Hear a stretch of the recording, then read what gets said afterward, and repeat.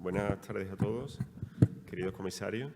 Me adhiero directamente a los agradecimientos de Sara, el paquete completo que ha hecho de agradecimientos, así vamos ganando tiempo, porque vamos acumulando presión, ¿no? De estos días, los proyectos que hemos visto, el horario que se va postergando.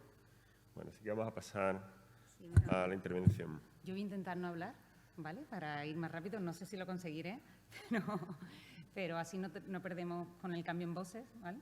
Y además porque Juanjo habla mejor que yo. Bueno, tiene más encanto. Bueno, una pequeña reflexión. Alguien decía el otro día que durante esta semana hemos tenido la oportunidad de ir rehaciendo la presentación, ¿no? La hemos entregado seguramente más tarde de lo que debíamos, en fin, una disculpa. Pero es bonito esto como de ir ajustando el discurso a lo que se está diciendo estos días aquí. Y aunque no se ha hablado mucho en realidad del argumento principal de la Bienal, me parece que siempre ha estado de fondo pues, el asunto del marco territorial, ¿no? Ya sea el paisaje, ya sea la ciudad. Se han hablado de proyectos que tienen lógicas internas muy potentes, que parecían ajenos, si queréis, al contexto al concepto del lugar. Pepe acaba de hacer una sentencia, ¿no? Muy clara, muy propia de Pepe también, ¿no? De que el lugar de alguna manera lo construye la arquitectura que está por venir. También Soto de Moura ha dicho eso alguna vez. Pero en el fondo siempre está detrás, ¿no? Siempre, ya sea en una facultad en Buenos Aires, como hemos escuchado, o un camino en Toledo, la ciudad, el territorio, el paisaje, siempre ha ido emitiendo como una suerte de mensaje, ¿no? Subterfugio, como de baja frecuencia, que ha influido en las intervenciones, ¿no? Nosotros, la intervención que vamos a contar hoy es, sin duda, un proyecto debido al contexto, no puede ser de otra manera, como ahora veréis, pero en esta edad ya de los 40, ¿no? Que bien avanzados, por otra parte, que Luis Cernuda definía como la edad de la nostalgia, ¿no? Empezamos a reconocer que, en efecto, el lugar, la ciudad donde te crías, el territorio, el paisaje que te rodea, va como calando, ¿no? Puede que no de una manera formal, puede que desposeída de ciertas cuestiones que con una mirada crítica observamos el contexto donde nos hemos formado, donde hemos vivido, pero hay ciertas condiciones que se nos van pegando, ¿no? Al cuerpo y que es difícil desprenderse de ellas, independientemente de programas, de escalas o de presupuestos, ¿no? Van apareciendo de una manera pues, latente, como decía, en los proyectos, ¿no? Este es el lugar donde vivimos, donde hemos estudiado durante un tiempo, donde hemos crecido también, es la ciudad de Sevilla, el centro histórico de Sevilla en realidad, no solamente el centro histórico, es inmenso, es muy denso, ocupa mucho territorio,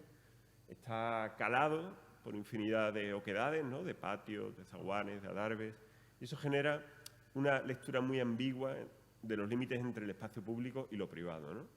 Que nos parece enriquecedora, ¿no? Aunque no hayamos verbalizado, no hayamos formalizado los proyectos de una manera excesivamente consciente, ¿no? Bueno, las manzanas de Sevilla son unas manzanas muy grandes, de unas dimensiones realmente muy llamativas, tienen que ver con cómo se configura la ciudad a través de un recinto amurallado muy grande que estaba ocupado fundamentalmente por huertas, ¿no? Tenía algo de ciudad representada más que real, ¿no? Como sigue siendo en realidad Sevilla, ¿no? Donde un gran recinto amurallado escondió una ciudad casi hueca. Para que os hagáis una idea, esta manzana, que podría ser representativa del centro de Sevilla, mide 198 metros de alto, la dimensión que lo estáis viendo, por 110 de ancho, cuando una manzana del Plan Cerdá son 113 por 113, ¿no? Pero claro, esta ocupa casi todo el territorio, ¿no? Es una ciudad donde este ámbito del centro histórico se podría decir que la cota cero no es tanto la calle o el acerado o la calzada, sino las cubiertas, ¿no? Como una ciudad que se podría entender como una ciudad excavada, ¿no? Casi que más que construida por adición de materia, ¿no? Es una ciudad, como os decía, que esa oquedad, ese vacío que albergaba la muralla de la ciudad medieval, romana primero, pero sin duda de traza árabe finalmente, construyó el perímetro de esas manzanas para, por un proceso casi de implosión, como de destrucción o de saturación de la materia hacia el interior, fue rellenando las manzanas y sorteando, haciéndolas compatibles con la vida a través de infinidad de huecos que se formalizaban de una manera, pues en la ciudad más noble, de un modo muy claro, ¿no? Con una secuencia que es el acerado, el zaguán o el adarve, de ahí a la galería, el patio, finalmente la escalera y la cubierta, como una especie de secuencia de espacio público que se cuela dentro de la masa edificada, y en la ciudad más humilde o más popular, de una manera pues quizá más informe, ¿no?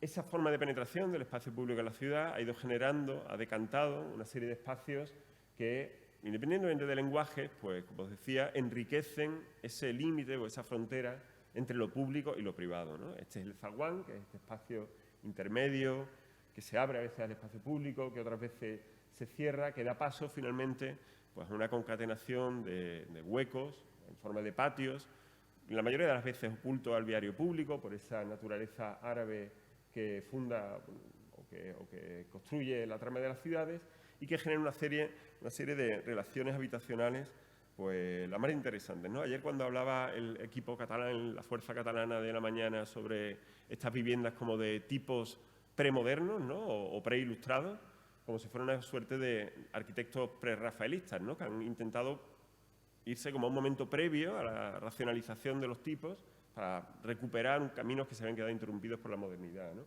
Bueno, pues en la vivienda corralera, en la vivienda del patio de vecinos, del corral de vecinos, existen muchas de esas virtudes, ¿no? Del espacio genérico compartido por varios, de la unidad como una cuestión celular que se repite de una manera indistinta, de los espacios compartidos, los usos comunitarios, en fin, eso daría para otra charla seguro, ¿no? Bueno, y que finalmente genera este tipo de situaciones donde las actividades privadas se asoman a lo público, donde la ciudad a veces penetra en la densidad de las manzanas y la casa se abre y se contamina, se deja contaminar por ese espacio abierto, ¿no?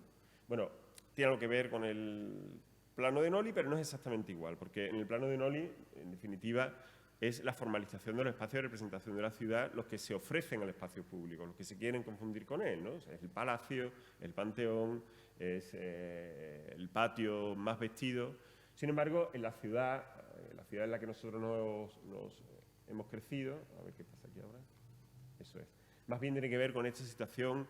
El otro día se hablaba de, bueno, metabólica, ¿no? Para que nos entendamos, aunque no sería exactamente igual, ¿no? Donde hay una cierta informalidad y donde hay una jerarquía bastante más disuelta entre lo público y lo privado. No hay una estructura clara entre dónde podrían empezar unas cosas y otras, ¿no? Esto es Argel, es la casba de Argel, pero sí puede ser como una especie de presente pretérito de lo que fueron las ciudades de Sevilla, que es el caso, este contexto en el que nos hemos criado que os decíamos, o de Córdoba, que es el lugar donde sucede el proyecto que vamos a contar, ¿no?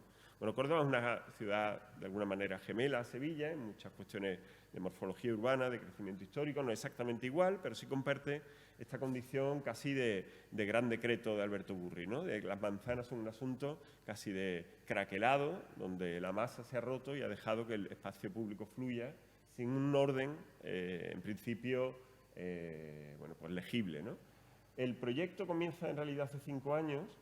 ¿Cuál es la lucecita? El rojo será, ¿no? Sí. Cuando un alemán, Friedrich Huber, para mí y para los cordobeses Federico, se muda en los años 80 a Córdoba. Él es antropólogo de formación, con su amigo ingeniero agrónomo, para estudiar los modos de explotación agraria de la campiña cordobesa. Y empiezan a desarrollar un proyecto entre lo antropológico y la actividad agrícola, donde enseñan a los agricultores cordobeses técnicas de explotación agraria ecológica. Bueno, él se dedica a esto con fortuna, empieza a mandar fruta a Alemania, se da cuenta que eso funciona y hoy día pues esa experiencia la traslada a toda la cuenca mediterránea y comercializa fruta ecológica a todo el mundo, ¿no? Entonces, hace 5 años adquiere esta casa solariega del 16 en Córdoba, en la parte de la Medina, muy cerca de la mezquita que la veis aquí, y la quiere rehabilitar por un asunto en absoluto especulativo, ¿no? Él es antropólogo, como os digo, un tipo que le interesa realmente peculiar, de estos clientes que nos pelearemos seguro muchísimos con él, pero que son gente admirable, con verdadero respeto por la profesión, por la cultura y por el patrimonio, y nos encarga la intervención en esta casa solariega que os digo del 16. Nosotros tenemos la idea, de alguna manera dramática, pero por otra parte que ha resultado satisfactoria, como veréis, de proponer un cambio en la ficha del catálogo del Plan Especial de Protección del Casco Histórico de Córdoba. Bueno, eso es como abrir la caja de Pandora, ¿no? Resulta que cambiar un documento del PGO y, por lo tanto, tiene que estar sometido a todo tipo de procedimientos de supervisión, de consulta pública, y es un proceso en el que llevamos inmersos 4 años y acabamos de conseguir cambiar la ficha, una ficha que, por otra parte, congelaba el proyecto. Era imposible hacer nada con ella, en el fondo mal redactada, se procuró cuando los centros históricos estaban siendo agredidos y era una intervención de urgencia, pero digamos que necesitaba un rigor que nosotros hemos querido trasladar, ¿no? En esos años, pues Federico y nosotros nos hemos hecho amigos, hasta tal punto de que muchos de vosotros los conocisteis en Barcelona. Nos hizo ir a Barcelona en tren, por eso del flux llame, de que no podemos quemar queroseno, y vinimos en tren en vez de en avión hasta Barcelona, pero es un tipo, como digo, con Rosa, su mujer, realmente interesante, ¿no? Muy amigo ya de Jordi Bernadó, cuando se conocieron hubo una química como entre gente interesante siempre. Y en este proceso, entre la amistad, la fricción, porque claro, en el fondo es un tipo que al final no se deja convencer por nada inmediatamente, ¿no? Siempre hay que argumentar, siempre hay que convencer, ¿no? Y siempre hay que demostrar que las razones pues, están fundamentadas, ¿no? No vale cualquier cosa. Con este tiempo transcurrido, decide finalmente encargarnos también la ampliación de sus oficinas, de esta empresa de comercialización de fruta ecológica a partir de la explotación de campos con sistemas ecológicos que os comentaba, ¿no? Bueno, el asunto, y quizá aquí comienza el proyecto de verdad, esta es la decisión que de algún modo jalona el proyecto, a partir de aquí podría tomar un sentido u otro. Él nos propone incluso la posibilidad de buscar algún solar, de dar por hecho que esta casa, que está en la Cerquía, que es la zona del Arrabal, de la Medina, que es una zona igualmente, bueno, pues de unas características topológicas y morfológicas muy parecidas a la propia Medina, era una casa muy difícil de ampliar, porque está encorsetada por el propio casco histórico, y nos propone incluso buscar un solar, la posibilidad de cambiar la sede a otro lugar, pero en un momento dado, en este sentido que os digo, de un tipo realmente interesante, dice que no, que la sede se debe quedar en el centro de Córdoba, que de alguna manera tiene que ejemplificar que existe la posibilidad de que los centros urbanos como ciudades como Córdoba, Sevilla, que hoy en día están absolutamente asediadas por el turismo fagocitador de cualquier otra actividad, la empresa debía quedarse allí y ejemplificar que era posible otras actividades alternativas, ¿no? Sí, porque, perdona, solamente un inciso. Claro, lo que tú quieras. Con el tema de la Bienal, la España vacía, la España llena, parece que la vacía y el lleno solo tiene que ver una cuestión de densidad demográfica, y nosotros creemos que hay que luchar contra el vaciamiento de las ciudades de vecinos, porque el centro de Córdoba, el centro de Sevilla o muchas de las ciudades que nos conocéis están muy llenas, pero es verdad que los vecinos no están, y entonces en el fondo también son ciudades vacías, ¿no? Sí, hay este proceso donde la forma se mantiene, pero empieza a haber un desplazamiento de vivencias y de usos que está generando realmente un problema que igual dentro de unos años es una bienal de los centros vaciados, de la España vaciada, ¿no? Bueno, en esa situación está un poco la casa original, donde ellos tienen tanto su vivienda como la sede de la empresa. Entrar en este lugar es como una especie de, no sé, como de agujero de gusano a Alemania, porque él trabaja con hijos de inmigrantes de las primeras generaciones de andaluces que fueron a Alemania y que ahora han vuelto a Córdoba, entonces son vamos, perfectamente bilingües, tienen doble nacionalidad, y este es un mundo como del rigor alemán, al mismo tiempo pues esta cosa de la luz y algún patio andaluz, ¿no? Esta es la casa original, la oficina original, este lado es la casa que no está representado, la oficina que es la casa contigua, y empieza a haber una exploración, que es la bandera, de empezar a buscar en el catastro posibles ampliaciones de esta casa, en una situación que nosotros reconocemos que al principio nos parecía inverosímil, ¿no? Porque en el fondo nos retrotrae a esa situación de crecimiento y de generación de la ciudad, de nuevo como pre-rafaelista, ¿no? Cuando las casas en los cascos históricos se unían o se separaban en función de las necesidades de las demandas, ¿no? Es decir, de repente había una casa donde el hijo se iba y vendía la habitación a la vecina de al lado, que abría un hueco, y a partir de ahí se establecía una reordenación de la propia manzana, ¿no? Bueno, pues este tipo, Federico, tan sagaz, localiza dos locales que habían sido almacén en bruto, nunca se habían llegado a acabar, que se entra por este adarve de aquí, que son contiguos a una medianera que da un patio suyo, y empieza a investigar su posible adquisición. Y con el tiempo, incluso en esta misma edificación, pero en tercera planta, con una planta de por medio, identifica otro, en este caso un apartamento ya, que podía ser parte de la operación de ampliación. Sí, esa es una edificación de los años 70 de muy mala calidad, de edificio residencial de baja más 2, ¿no? No es claro, exactamente eso es, los cascos históricos que hemos dibujado, casi como un asunto decantado, de una arquitectura vernácula que va depositándose, en el fondo, pues han sido mellados por todo tipo de intervenciones destructivas, ¿no? A veces por ansias especulativas, otras veces porque eran viviendas con muy pocas prestancias, hasta que finalmente se llegan a edificar pues, este tipo de expedientes de los años 60, muy ligados al desarrollismo, que no tienen mayor interés, casi autárquicos, ¿no? Con estas viguetas de cerámica que se arman in situ y se hormigonan in situ, en fin, con esta arquitectura muy precaria, como de límites siempre delgadísimos, ¿no? Este es el muro de su patio, donde sabíamos que al otro lado se albergaban estos espacios, y al final eso genera también, pues bueno, unas primeras acciones de proyecto que son muy destructivas, ¿no? Que son más bien como ir penetrando, ir rompiendo para ir descubriendo velos o capas que generan una suerte de enfilada, ¿no? También esta condición un poco del espacio que a partir de sombras y luces pues va pautando una secuencia que desde lo más público de la calle va generando un gradiente de privacidad, ¿no? Esta secuencia que os decía, que el Plan Especial de Córdoba protege, quizá de una manera más folclórica que realmente como de esencia de la forma genética de la ciudad, pero que replica esa secuencia que os decía de zaguán o calle, zaguán, galería, patio, escalera, cubierta, ¿no? Bueno, son reflexiones que, como os decía, ya han participado algunos de nuestros proyectos de ellos. Os cuento brevemente nuestro propio plano de Noli, que quisimos dibujar hace unos años en el contexto de la Bienal de Arte Contemporáneo de Sevilla, en un concurso que ganamos, donde proponíamos o jugábamos con la metáfora de una especie de gas rojo, ¿no? Esto está muy basado en algún cuento de Calvino, ¿no? Que pudiera inundar en la ciudad, esta ciudad de límites ambiguos que os decimos, y en la que todos los lugares, todas las porosidades que pudieran llegar a ser potencialmente inundadas por ese humo rojo, serían lugares ocupables por la ciudadanía, ¿no? Claro, para nosotros lo importante era la materia, el gas, porque el gas podía colonizar también espacios que no estuviesen en la cota cero, ¿no?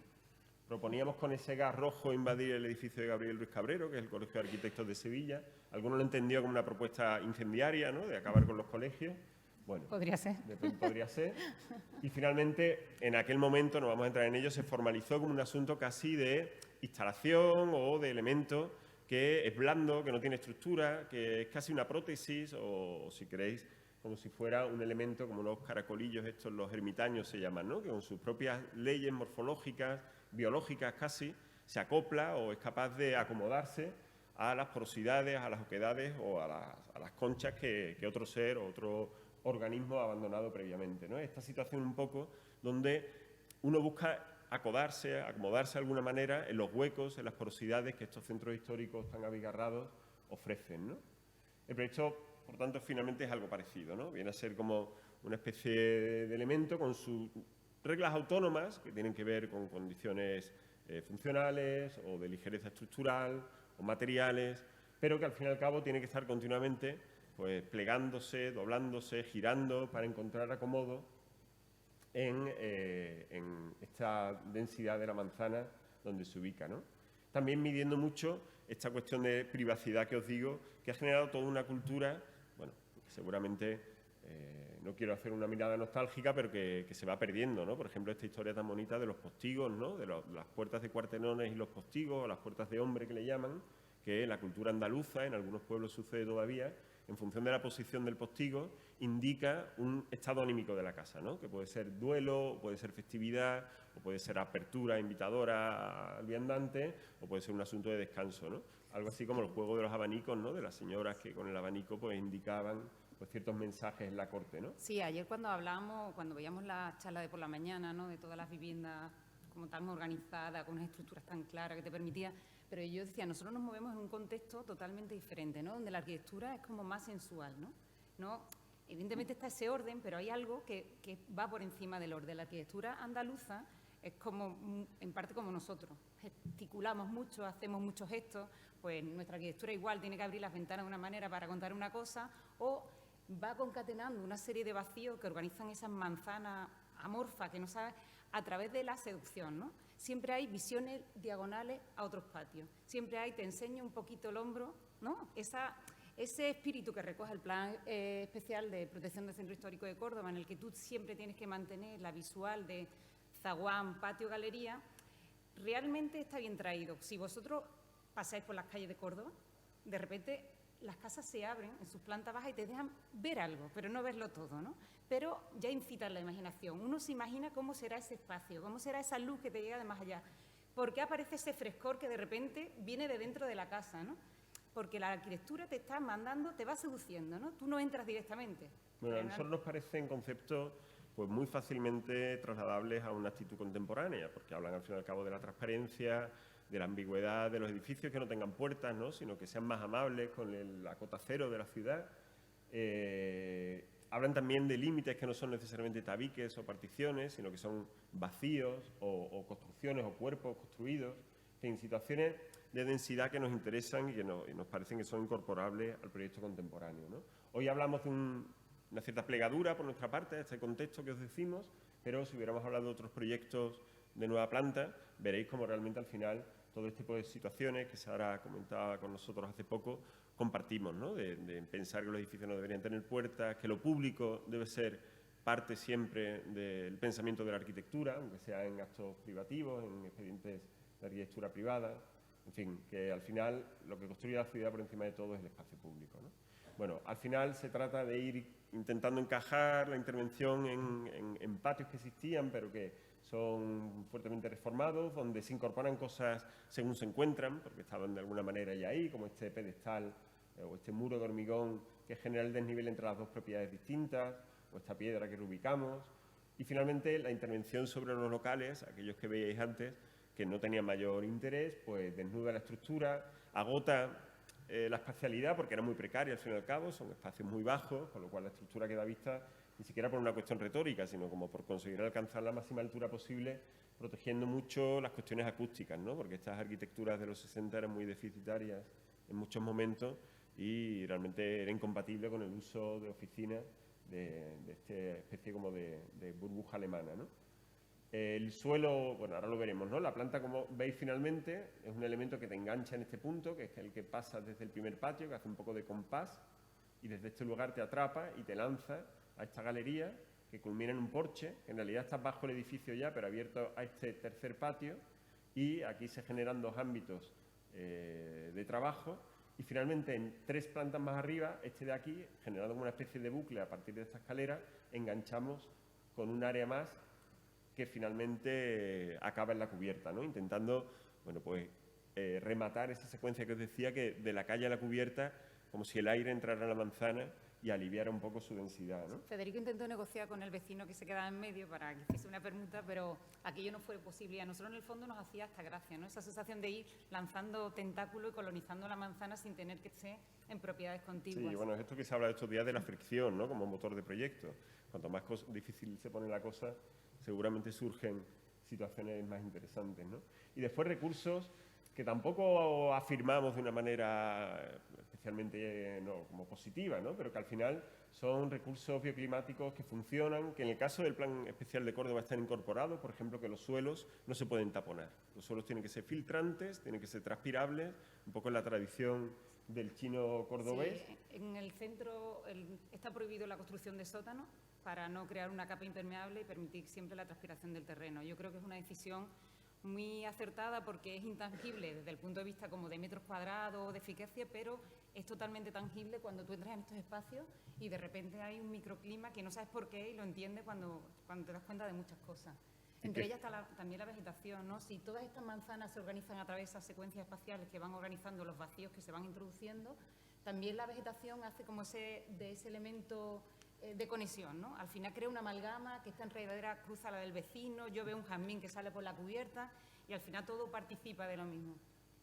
Bueno, los toldos, en fin, elementos muy de la razón popular, que no tienen mayores pretensiones, pero que realmente son muy eficaces junto a este ritmo de patios y llenos que, bueno, que es muy evidente, ¿no? Que generan ventilaciones cruzadas, que además de cuestiones perceptivas, pues aumenta el confort de los espacios donde se usan, ¿no?